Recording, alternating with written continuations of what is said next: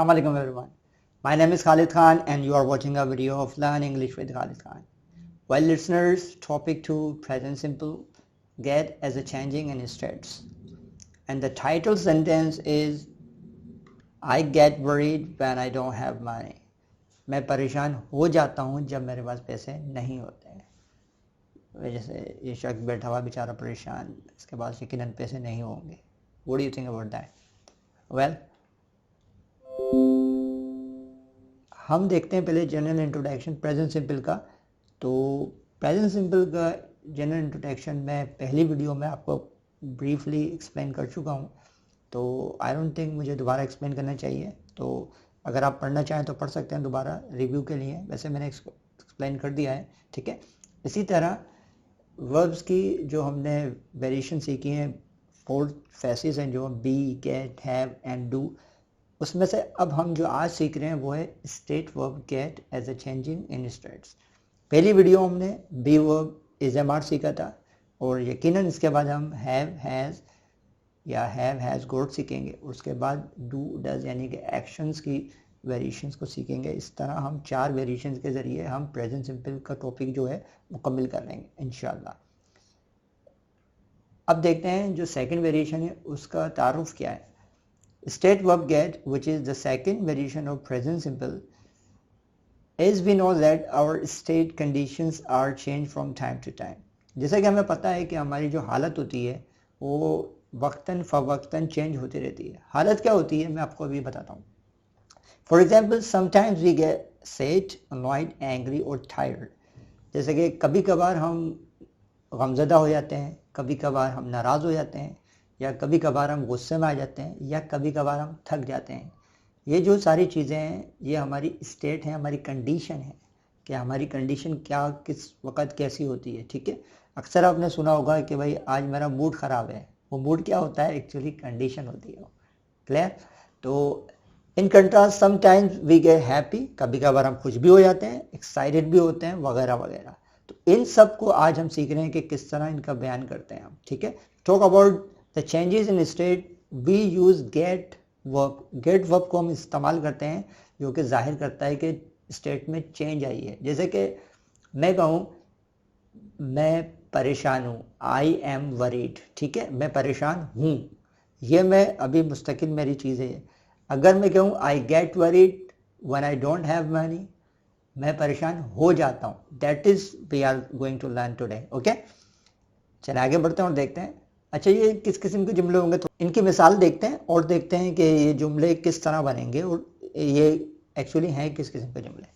देखें, पहली मिसाल है आई एम नॉट कन्फ्यूज्ड. मैं कन्फ्यूज नहीं हूँ, शशोपंज में नहीं हूँ. पर when I go to stage I get confuse. मगर जब मैं स्टेज पर जाता हूँ तो मैं शशोपंज में मुब्तला हो जाता हूँ, कन्फ्यूज हो जाता हूँ कि क्या करूँ क्या ना करूँ. ठीक है. अच्छा, ये ऐसा बहुत सारे लोगों के साथ होता है. ठीक है. स्टेज जो है उस पर जाना और परफॉर्म करना, this is not the work of every Tom, Dick and Harry, और this is really hard target.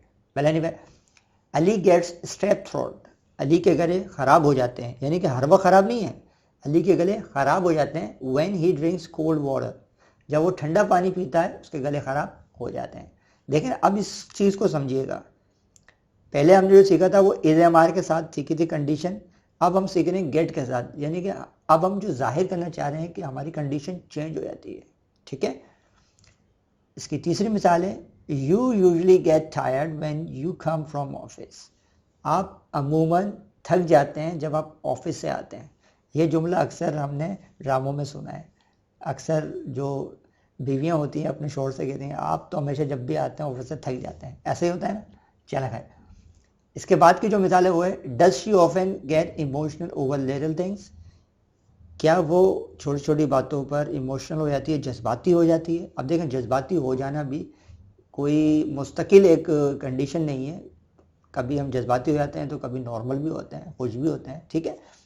तो इसकी आखिरी जो मिसाल लिखी हुई वो है my wife gets angry over little things. जनाब, ये मेरे को लग रहा है किसी की बहुत ख़तरनाक दर्द भरी दास्तान लिखी हुई है. क्या ख्याल है? नहीं, चले खैर.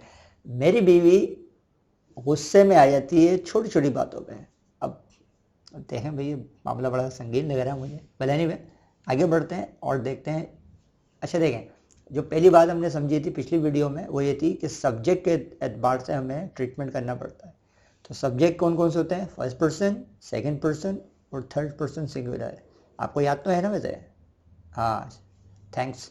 देखें, इसके हिसाब से हमें ट्रीटमेंट करना पड़ेगा। देखें, फर्स्ट पर्सन के साथ हम गेट लगाएंगे, सेकंड के साथ you, we, they, these, those, two person और थिंग, गेट ही रहेगा। ठीक है, जैसे ही थर्ड पर्सन सिंगुलर की बात करेंगे तो हमें एस का इजाफा करना पड़ेगा।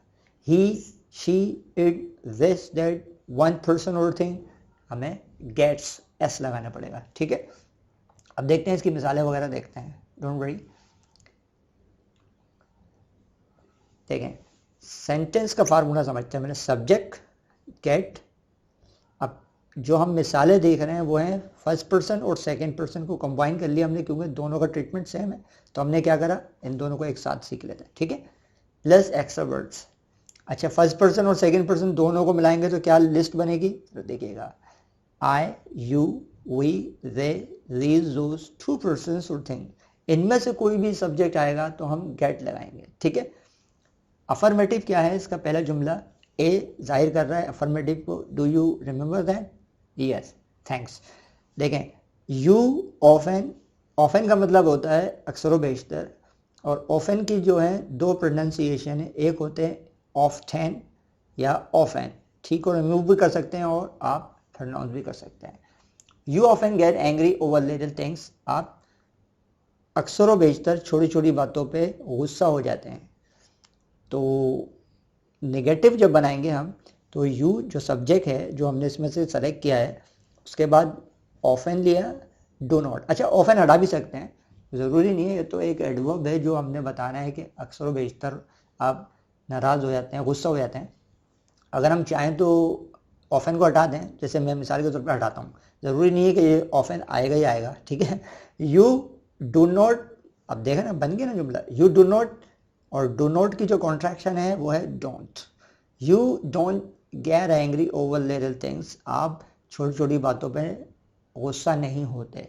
क्लियर?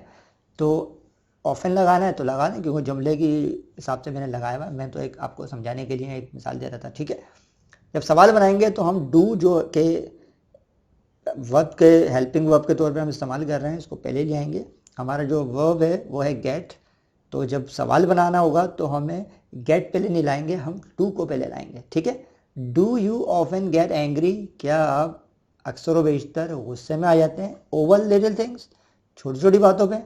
ठीक है, और आपको मेरे ख्याल से अभी भी याद होगा कि मैंने एक बात बताई थी, वो ये बात थी कि इंटेरोगेटिव में जब हम नोट का इजाफा करते हैं तो वो नेगेटिव इंटेरोगेटिव बन जाता है। ठीक है ना, याद है आपको? That's good. Do you not often get angry over little things, क्या आप छोटी छोटी बातों पे अक्सर बेशतर नाराज़ नहीं होते? ठीक है, और फास्ट ट्रैक में जब हम बात कर रहे होते हैं तो don't you often get angry over little things, इस तरह करके हम जुमले बनाते हैं। आगे बढ़ते हैं, हम देखें, अब हम सीख रहे हैं कि जो थर्ड पर्सन है उनके साथ ट्रीटमेंट क्या हुआ। देखें, सब्जेक्ट के बाद हम गेट्स लगाएंगे क्योंकि हम थर्ड पर्सन का जुमला बना रहे हैं, plus extra word. Third person कौन है? He, she, it, this, that, one person और थिंग, यानी कि एक बंदा या कोई एक चीज़। ठीक है, अफर्मेटिव क्या है? It usually gets cloudy in the evening. जो इट है इससे हमने जुमला सिलेक्शन कर लिया तो हमने इट के साथ गेट्स लगाया। अच्छा, यूजली भी वही सेम बात है, ये भी एडवर्ब है, अगर चाहें तो इसको हटा दें। इट यूजुअली गेट्स क्लाउडी, अक्सर बेशतर यहाँ पर जैसे कि शाम में बादल छा जाते हैं, क्लाउडी कहते हैं बादल छाने को। अच्छा, बादल छाते हैं तो माशाल्लाह मौसम सबको ही अच्छा लगता है। ठीक है, और बारिश हो जाए तो फिर वो आधी तकसीम हो जाती है, बहुत सारे लोगों को बारिश अच्छी लगती है, बहुत सारे बोलते हैं वो क्या हो गया, मुसीबत में आ गए हम तो। क्या ख्याल है, ऐसा होता है नहीं होता है?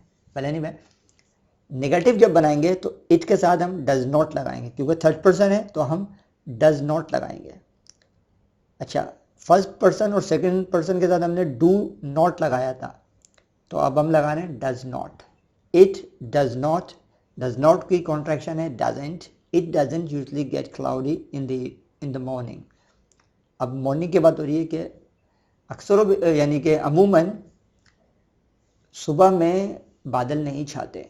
ठीक है, जब हम सवाल बनाएंगे तो जैसे हम डू को पहले लेकर आए थे तो हम अब डज को पहले ले आएंगे, ठीक है। Does it usually get cloudy in the noon, क्या दोपहर में अमूमन बादल छा जाते हैं, ठीक है। तो इसी तरह जब हम निगेटिव इंटरोगेटिव बनाएंगे तो सिर्फ नॉट का इजाफा करेंगे। Does it not usually gate cloudy in the evening, क्या अमूमन शाम में बादल नहीं छा जाते हैं, ठीक है। अच्छा, बादल छाए हुए होना अलग बात है और छा जाना अलग बात है। यानी कि एक मिसाल के तौर पे बादल छाए हुए हैं, इट इज़ क्लाउडी, बादल छा जाते हैं, इट गेट्स क्लाउडी। क्लियर हो रही है बात? जी हाँ, ये थोड़ा सा फ़र्क है। चेंजिंग स्टेट और एक स्टेट खाली स्टेट है, उसमें फ़र्क है।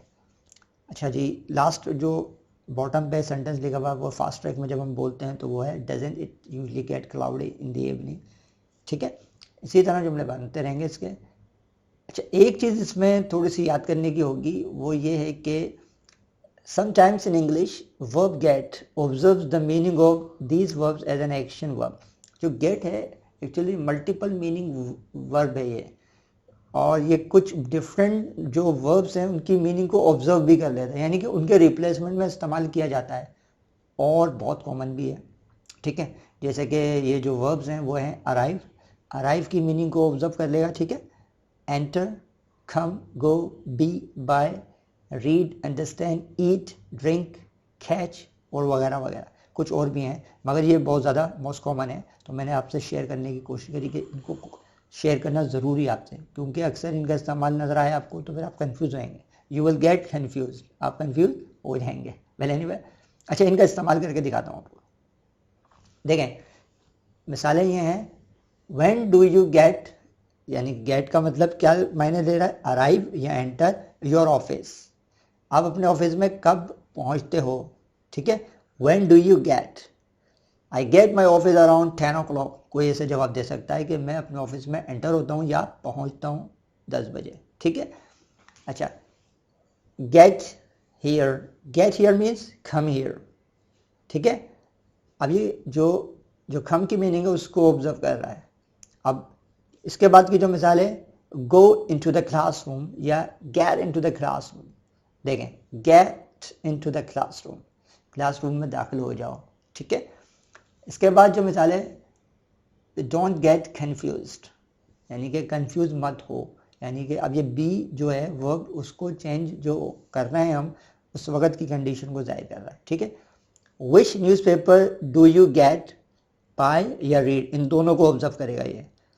अगर जैसे मैं किसी से कहूँ कि विच न्यूज़पेपर डू यू गेट, खरीदते हो या पढ़ते हो, ठीक है।